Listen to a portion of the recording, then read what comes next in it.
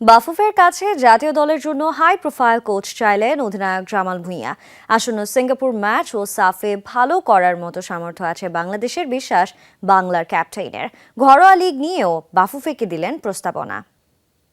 Europe কান্ট্রিগুলো থেকে বড় বড় কোচগুলা হলো সিভি জমা দিয়েছে, রিপোর্টগুলা টিডির কাছে জমা পড়ে, ওখান থেকে হলো একটা মিটিংয়ের এসব নিয়ে আলোচনা হয়। মেয়াদ থাকা পর্যন্ত তারপরে হয়তো আমাদের নতুন ভাবনা আছে।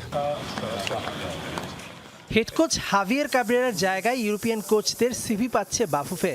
যমুনা টেলিভিশনে গেল সপ্তাহে বলেছিলেন বাফুফের টেকনিক্যাল কমিটির চেয়ারম্যান কামরুল হাসান হিলটন। অধিনায়ক জামাল ভুঁইয়াও যুগোপযোগী হাই প্রোফাইল কোচের আবদার করলেন। যদি নতুন কোচ আসে তাহলে অফকোর্স ম্যাক্সিমাম তো চাই একটা হাই লেভেলের কোচ, কারণ যেই ডাইরেকশন আমরা যাচ্ছি, it's normal to ask for a high level coach না, but end of the day এটা প্লেয়ার ডিসিশন না, এটা বাফুফের ডিসিশন।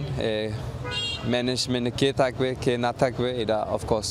ঢাকার মাঠে পুরুষ দলের সাফ আয়োজনের চেষ্টাটা পুরনো, সেটা নির্ভর করছে পৃষ্ঠপোষক প্রতিষ্ঠান ও সাফের চাওয়ার উপর। সেপ্টেম্বরের সাফটা ঘরের মাটিতে হলে স্মরণীয় করে রাখতে চান বাংলার অধিনায়ক। সেপ্টেম্বর মাসে মেবি সাফ হবে, যদি সাফ হয় তাহলে অফকোর্স আমার লক্ষ্য হবে সাফ চ্যাম্পিয়নশিপ, কারণ যে স্কোয়াড যারা আছে এটা অনেক স্ট্রং আমি মনে করি। আনফর্চুনেটলি উই কুডন্ট, মানে আমরা কোয়ালিফাই করতে পারি না ফর এশিয়া কাপ, বাট আমি মনে করি আমরা যে স্কোয়াডে আছে এটা সাউথ এশিয়ার সবচেয়ে স্ট্রংগেস্ট স্কোয়াড আছে। ঘরোয়া লিগ নিয়ে জামালের নতুন প্রস্তাবনা। যদি দেখেন ইন্ডিয়া ISL এমন একটা লিগ দরকার বাংলাদেশ। আর একটা প্রপোজাল দিছি, মানে ডিভিশন ওয়াইজ, মানে কয়টা ডিভিশন আছে বাংলাদেশ? 8টা। সো 8টা টিম একটা ভালো লিগ করতে পারে, মানে মেবি ঢাকা 2-3টা টিম থাকতে পারে, আর আদারওয়াইজ সিলেট একটা ডিভিশন, চট্টগ্রাম একটা division and so on. So এইটা প্রপোজাল আমি দিছি ফাহাদকে। ধন্যবাদ। মেহেদি নাইম, যমুনা স্পোর্টস, ঢাকা।